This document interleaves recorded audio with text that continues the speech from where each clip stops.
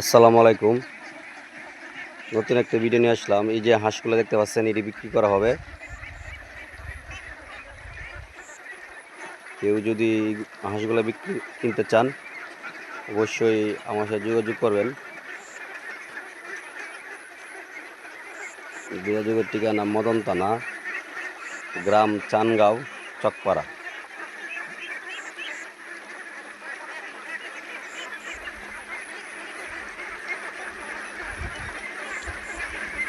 যাদের ভালো মনে হাঁস লাগে, অবশ্যই যোগাযোগ করবেন আমার সাথে।